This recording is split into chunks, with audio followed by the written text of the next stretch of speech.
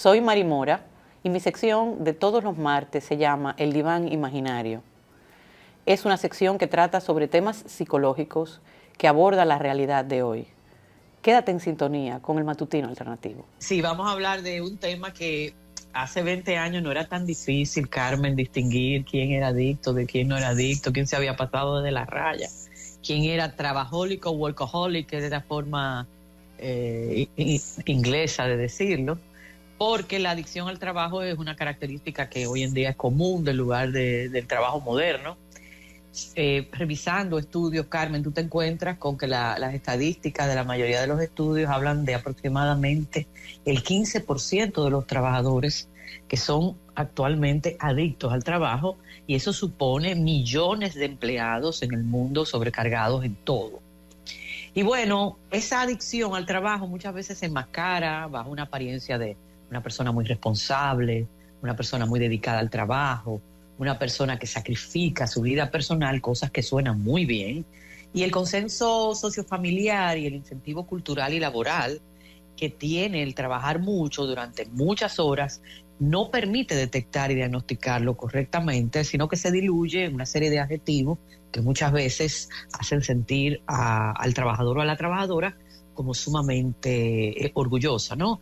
Y esa etiqueta de adicto al trabajo no se aplica, hay que advertir, tú sabes que yo siempre me gusta matizar, aunque luego se saltan algunos oyentes las matizaciones, pero matizo que no se aplica a las personas que trabajan muchas horas porque aman su trabajo, se divierten con su trabajo.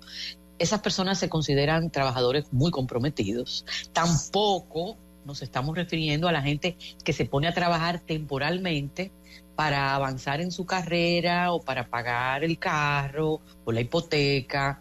La adicción al trabajo es una categoría distinta dentro de este mundo capitalista, y llevándonos de algunos de los expertos que estudian esto en las universidades, por ejemplo, en la Universidad de Georgia, pero en Atenas, Malisa Clark comenta en sus investigaciones que la adicción al trabajo implica una compulsión interna, trabajar, tener pensamientos persistentes sobre el trabajo y experimentar sentimientos negativos cuando no se trabaja, y trabajar, por supuesto, más allá de lo que razonablemente se espera, ¿no? Entonces, fíjate que hay compulsión, es decir, tú no controlas ese comportamiento ni que quieras. Hay un pensamiento persistente que en tu cabeza solamente pasan temas de trabajo, y hay un sentimiento negativo. O sea, esa persona que trabaja mucho porque le apasiona su trabajo, no es que sea bueno, porque ahí hay un estrés crónico, pero no nos estamos refiriendo a esto ahora.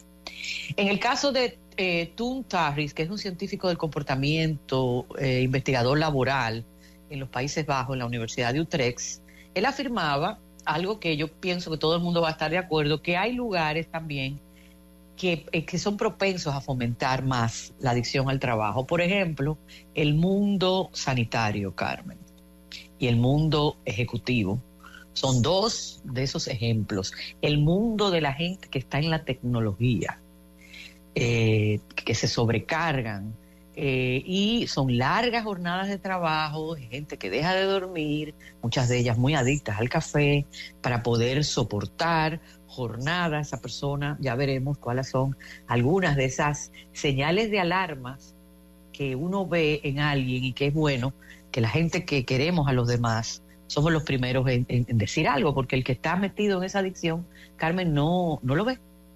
Cuando tú trabajas más de 50 horas a la semana, se supone que son 40, y trabajas además los 7 días, que no son de lunes a viernes, ahí hay que poner ya un bombillito rojo. Trabajar hasta altas horas de la noche y descansar unas poquitas horas diarias. Gente que te dice, no, yo no amanecí en claro porque tenía que entregar un entregable. Eso es una frase muy típica del que está en el mundo corporativo.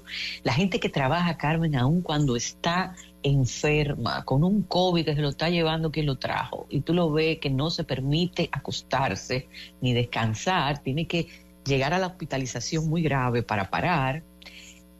Cuando el hogar se convierte en una oficina más, no del que trabaja online en su casa, sino el que trabaja afuera y llega, y la casa también llega a trabajar. A menudo van en piloto automático y pueden tener, que es algo que pasa mucho aquí, el pluriempleo. Aquí hay muy poca gente que vive de un solo empleo.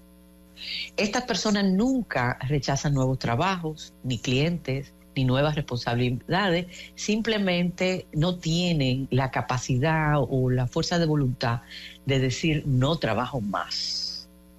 Y cuando se paran porque ya no tienen más remedio, se quedan en ese duerme vela dándole vuelta a las cosas pendientes, como un tío vivo dando vuelta demencial, no propiciando entonces el descanso. Cuando los amigos le llaman o la familia le llaman, busca colgar el teléfono rápido para ponerse a trabajar o dejar la línea disponible para llamadas que son típicas solamente del trabajo. Siempre tú le ves impaciente, mueve los dedos, mueve los dedos de las manos, los dedos de los pies. El tema principal y exclusivo es trabajar, y cuando no habla de eso se calla la boca, no sale de vacaciones, no disfruta de fines de semana, y cuando se coge el fin de semana que la familia le arrastra para que se vayan a la terrena o salgan, se lleva su computadora, se conecta y vuelve a lo mismo. Entonces estamos hablando ya de una situación que rebasa el altruismo y todos los adjetivos encomiables que pudiéramos inventar. Se ha hablado de un cierto perfil de personalidad. De hecho, hay dos expertos que en los años 50 descubrieron un patrón de comportamiento que se llama el patrón tipo A, que yo creo que estamos hablando de lo mismo, de una adicción al trabajo, que ese patrón está muy relacionado con las personas que desarrollan enfermedades cardiovasculares. Naturalmente, tú acabas reventando de alguna parte. Los lugares favoritos, los sistemas favoritos son el sistema cardiovascular y el sistema digestivo, que son los que están más conectados con nuestro sistema nervioso autónomo, que es el que agarra, ¿verdad?, la prisa y las presiones cotidianas, ¿no? En ese perfil que se ha esbozado, que es compatible, como digo, al llamado patrón A, hay una baja amabilidad, muy poca capacidad de empatizar con la gente. Son personas con rasgos claramente obsesivos, que son perfeccionistas, inflexibles, tienen una gran escrupulosidad, una gran rigidez, son obstinados, una preocupación excesiva por la organización, un control sobre el tiempo, sobre cada detalle. Nunca nada realmente está totalmente terminado, lo entregan porque lo tienen que entregar, ¿no? Y ese perfil del workaholic, hay veces, Carmen, que lo podemos haber sufrido temporalmente. Yo he confesado varias veces que me tuve que desmontar porque eso va enviciando, porque tapa muchas cosas. Cuando tú vives muy ocupado, tapas un matrimonio en crisis, tapas tus insatisfacciones con la vida, tapas montones de cosas, y además lo tapas con algo que socialmente es muy aceptado, porque si te dedicas a comer compulsivamente o te dedicas a otro tipo de adicción, vas a tener entonces a tu grupo social desprestigiándote, pero esto llena de desprestigio. La mayoría de la gente se siente muy, muy orgullosa de estar metido en eso. Se ha hablado de 4 fases, porque esto no empieza de repente. Nadie se hace adicto de golpe. En el inicio, en la primera fase de esa adicción, habría comportamientos autoritarios con la familia y los subordinados, y entrega total al trabajo, persiguiendo un interés personal. En esa segunda fase aparecería el deterioro de la capacidad laboral debido al estrés, que va mermando facultades, va mermando la capacidad de la memoria, va mermando la capacidad creativa, pero la persona sigue. En la tercera fase, las complicaciones de salud empiezan y hay trastornos psicosomáticos, que casi siempre la úlcera péptida, por ejemplo, Carmen, la gastritis crónica, la dispepsia estomacal, los meteorismos, la flatulencia, son señales de problemas que son psicosomáticos. Hay personas que pasan a parecer que están deprimidas porque están quemándose, empezándose a quemar. Aparecen además otras adicciones químicas o sociales, y en esas adicciones sociales encontramos el traguito. Para poder desconectar, entonces tú necesitas tomarte un traguito, pero mentira, tú al final no desconectas. Y en esa cuarta fase, Carmen, el que llega a esa cuarta fase, podría producirse hasta la muerte repentina o alguna crisis aguda, un cuadro cardíaco, un cuadro cerebrovascular, la aparición de síntomas que ya entonces comprometen seriamente la salud del individuo. Por eso es bueno empezar a darse cuenta desde el inicio de que estamos tomando una curvita que nos está desconectando de todo el mundo, que nos está haciendo perder, Carmen, no solamente el mes de abril, sino todos los meses del calendario.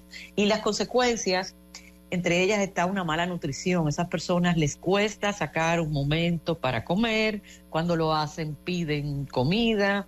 Esa comida no siempre es la mejor. Hay un cansancio extremo.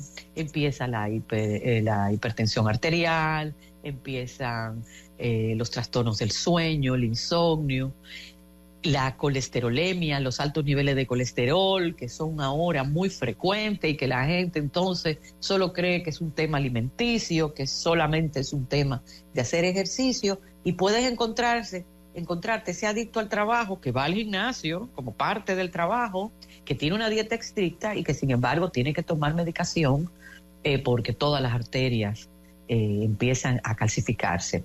Ya mencioné la gastritis y la úlcera. En ocasiones el que no iba a ser calvo se vuelve calvo porque hay pérdida de pelo producida por este estrés, las contracturas musculares, los dolores óseos, la propensión, por supuesto, a infecciones, porque el sistema inmunológico sufre un descenso en su funcionalidad sumamente grave, ¿no? Entonces abrimos un panorama que comparte, ya dicen las estadísticas, un 15%. Los autores que estudian este fenómeno, Carmen, están hablando de que se puso todo peor en la pandemia, que esa combinación entre el trabajo online y ahora la forma híbrida, lo que ha traído es que esos pequeños límites que tenían que ver con los horarios no se respetan, y hay oficinas que se están replanteando eso por la cantidad de bajas laborales que luego se van a producir. Si alguno de nuestros oyentes, Carmen, está empezando esa curvita de la Paraguay, las recomendaciones son sencillas cuando uno tiene ya unos meses y empieza a darse cuenta que no está generando, como dicen aquí, ¿no? Bueno, establecer horarios siempre es una buena recomendación, unos horarios y unos límites de tiempo. Programar otras actividades que no sean las vinculadas con el trabajo puede ser también una buena manera. A veces un argumento que yo utilizo con estas personas cuando tienen hijos pequeños es decirle, la edad que tiene tu hijo nunca más la va a tener, y si tú no estableces un vínculo con tus hijos, luego es muy difícil, ¿no? Y a veces por otros puede ser que te escuchen un poco. Invertir tiempo en las relaciones sociales, qué importantes son. Hablar con un profesional e intentar buscarle una salida son las cosas que podemos hacer al principio. Cuando ya nos cogen la segunda fase, Carmen, y qué decirte de la tercera y la cuarta, yo tomé esto en la segunda fase, cuando me hice caso por la cantidad de síntomas que yo estaba presentando, ya me tuve que poner en manos de un inmunólogo que reseteó mi sistema inmunológico, porque yo me estaba enfermando, yo tenía unas migrañas todos los días, estaba apretando los dientes, no podía dormir, y me veía que me estaban sacando los pies los amigos, porque cuando yo me antojaba un día de ver a alguien, Carmen, ya la gente se acostumbra a vivir sin ti. Y me costó y me está costando por volverme a enganchar. Yo pienso que la pandemia fue un factor también, pero también ciertos compromisos a partir de los cuales ya tú te quedas de corrido con esa tendencia a trabajar horas extra, y pienso que también acallando ruidos internos que se acallan aparentemente muy bien cuando tú lo cubres de trabajo, y era algo totalmente demencial, porque muchas veces eso nos repercute, Carmen, en tener más dinero, porque bueno, tú dirías, hay gente que de la clase media que para poder subsistir con lo caro que está todo, con esa inflación galopante y con lo que no se dice, pues tiene que coger más de un trabajo. No estamos hablando de esa persona, porque a lo mejor esa persona es la que llega el viernes, Carmen, es la que pone en su Instagram, es viernes y el cuerpo lo sabe, o es viernes y se bebe, y entonces desconecta y hace una serie de cosas en el fin de semana que lo nivelan, y bueno, ahí solamente estamos hablando de una persona que tiene que bajar el lomo para poder llevar el ritmo de gastos que tiene. Pero ya te estoy diciendo que esa persona es incapaz de relajarse, es incapaz de ver su identidad más allá de la ocupación que tiene, y llega un momento en que es incapaz de relajarse completamente. Cuando eso ha llegado, si uno no quiere terminar en un hospital, si es que termina vivo de esa situación, hay que ponerse en manos de expertos. Yo en mi trabajo terapéutico, Carmen, en el Nexus, me encuentro que mi trabajo solita no es suficiente, porque entonces caemos en el dualismo al revés y creemos que todo es la mente.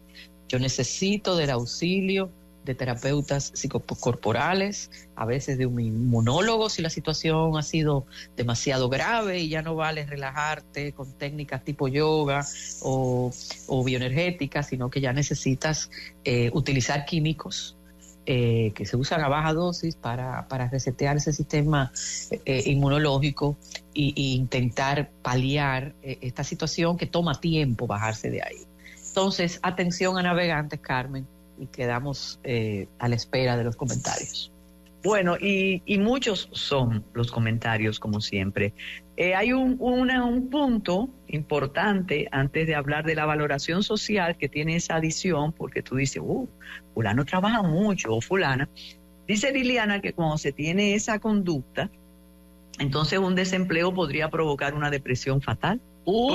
Exacto, porque tu vida está relacionada con ese asunto. Otra cosa, y siempre lo preguntamos cuando usted trata en el diván de conductas adictivas, ¿quién se va a dar cuenta? Si se establece como una valoración que mi amiga trabaja tanto, o mi hermana trabaja tanto, o mi vecina trabaja tanto, o mi compañera de trabajo, eso es, mira, domingo trabaja. Entonces, ¿cómo poner la luz amarilla para decir, ojo, algo estás escondiendo? Dice, eso va relacionado con algo del ocio que Mary Moore habló hace unos meses. Perdemos la capacidad para dejar de hacer eso, para mirar el mar tranquilitos y hasta para tomarnos un refresco sin la presión de que tengo que terminar el trabajo. Y otra cosa, dice que esto a veces se produce por una acumulación. Vas dejando todo sin terminar para entonces decir que tienes tanto trabajo. Ahí tiene un menú usted para escoger. Sí, hay muchas razones por las cuales yo he visto parejas que ya no tienen puntos en común y prefieren cada uno sumergirse en estas dinámicas para no mirarse a la cara y decir qué ha pasado con este amor, ¿no? He visto que eso pasa en gente que se siente muy vacía, que no logra conectar ni afectivamente con el resto del mundo. Mira, en lo que dice Liliana, si uno no tiene un doliente, Carmen, si tú te has dedicado a romper los lazos con la gente que es la que te quiere, y si te quieren bien, entonces empiezan a ver esas ojeras, esas inflamaciones debajo de los ojos, ese malestar, ese estar siempre enfermo, y que ni siquiera cuando están enfermos paran. Esa mirada del amor es la que salva vidas. Por eso la gente cree que cuando los psicólogos insistimos tanto en la necesidad de no quemar esas redes, es por simpaticura que lo estamos diciendo, pero la supervivencia nuestra se compromete mucho cuando no tenemos un doliente cerca, que son la mayoría de las veces lo que ponen la voz de alarma. En ocasiones tú te topas con profesionales a carta cabal, que son aquellos cardiólogos que te dicen aquí hay que parar esto. Es verdad que entonces no derivan muchas veces y ya la psicocardiología empieza a desarrollarse en nuestro país. Hay varios especialistas que pueden ayudar a una persona a desmontarse de ahí. Desmontarse no es fácil y casi siempre tomas medidas cuando ya tienes una consecuencia como la hipertensión arterial que se va a quedar ahí contigo. Porque esa persona pocas veces saca tiempo para ir al médico, considera que eso es falta de tiempo. Entonces, sí, efectivamente, son muchas las razones, y es verdad que si tú apuestas todo a una sola estrategia de supervivencia o de adaptación, pues resulta que cuando la quitas del medio, cuando esa persona puede ser que se enferme y no puede trabajar, entonces se deprime. Y yo he visto gente verdaderamente aburrida y deprimida. Y conozco gente que obligada por la presión familiar, por ese esposo, esa esposa que amenaza con dejar la relación, entonces dedican un tiempo de mala calidad porque tú te das cuenta o que están pegados del celular viendo cosas del trabajo o están distraídos con la mente en otro lado. Entonces están y no están, y están de mala gana. Bueno, y ahí viene, ya mencionó ese coto prohibido y aceptado. Perfecto, dejo el trabajo, pero estoy contigo y no estoy, porque como yo te digo, pero deja la computadora o deja el celular. No, es que esto es un asunto de trabajo y lo tengo que hacer. El detalle de la aceptación social que valora esa suerte de adicción, porque además tiene la compensación de que vas a ganar mucho dinero y que te va a cambiar la vida. Pero no siempre. Exacto. Entonces, ¿quién te dice, como le preguntábamos antes, quién te dice estás trabajando mucho sin que te ofendas? El que te quiere. Porque a nivel de las empresas eso es lo que se está incentivando. De hecho, en los encuentros que hemos tenido, Liliana y yo, reflexionando sobre la cultura del agotamiento y todas estas cosas, el jefe te premia y te pone de ejemplo. Pero ya cuando te empiezas a enfermar, Carmen, que hay bajas laborales porque te cogen todos los virus o ya se te instaura una enfermedad autoinmune o un problema musculoesquelético de larga duración, ya entonces no es bonito que ese individuo y el mismo jefe o jefa que te ha estado exprimiendo como una china es el primero que te dice tienes que descansar, tan tarde, ahora me lo dices, cuando ya empieza a ser un problema en el rendimiento. E incluso, Carmen, muchas veces salen de ti a la primera, después, porque ya te han sacado el jugo y ya no sirve para lo que tiene. Y te decía, Carmen, que muchas veces en mi caso no era un tema de ganar más dinero, era el tema de la estúpida recompensa de tú sentir que acabaste algo, porque es una cosa tonta. Porque el reto mío era en ese momento convertirme en profesora virtual, que es verdad que para alguien que no es nativa digital supuso un esfuerzo descomunal y además yo soy muy acelerada y esto implica calma para tú aprender cómo se usan las aplicaciones y todo ese tipo de cosas. Todo empezó así y al final fue una costumbre, porque el ser humano es un animal de costumbre. Porque yo entiendo, Carmen, yo he conocido gente, por ejemplo, que tiene un trabajo extenuante y llega a la casa a hacer galletas. Recuerdo una chica que tenía un gran negocio haciendo galletas personalizadas,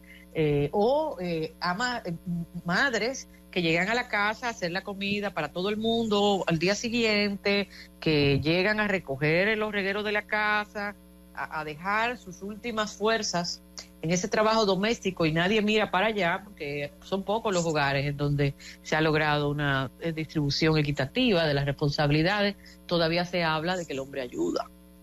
O sea, el hombre es un invitado, se apiada de ti y lava los platos. O sea, cada vez que yo oigo, no, porque yo ayudo a mi mujer, ya empezamos mal. Sí. Claro, porque usted no la ayuda, porque ayudar implica que el otro es el responsable, ¿no? Entonces, en ese caso estamos hablando de un estrés crónico, pero no estamos hablando de una persona adicta al trabajo, porque esa mujer a la que se le hinchan muchas veces los pies, en ese ratito que se queda libre, está feliz de poderse quedar sin hacer nada. Y le complace enormemente a veces enfermarse y que se le averigüen en la casa qué es lo que van a hacer. Pero estamos hablando de que en la adicción al trabajo, no trabajar es como cuando tú dejas el cigarrillo o dejas el café o lo que sea, cualquier adicción que tú tengas, y tú sientes esa ansiedad que te está sobrecogiendo porque no puedes hacer nada. Yo veo mucho eso en los aviones, gente que en vuelos de 8 horas, Carmen, se pasan las 8 horas en la laptop, y tú dices, wow, va a estar a lo mejor en España y no se va a dar ni cuenta que estuvo en un país tan hermoso, ¿no? Entonces, por tu salud, porque va a acabar todo siendo más caro, porque te estás comiendo el calendario de tu vida, porque el tiempo fluye como el río y no vuelve. Por todas esas razones, vale la pena preguntarnos, ¿se me pasó la mano? ¿Y qué puedo hacer para restaurar un cierto equilibrio en mi vida. Gracias por acompañarnos en el Diván de Mari Mora. Síguenos en nuestras redes sociales y en nuestro canal de YouTube.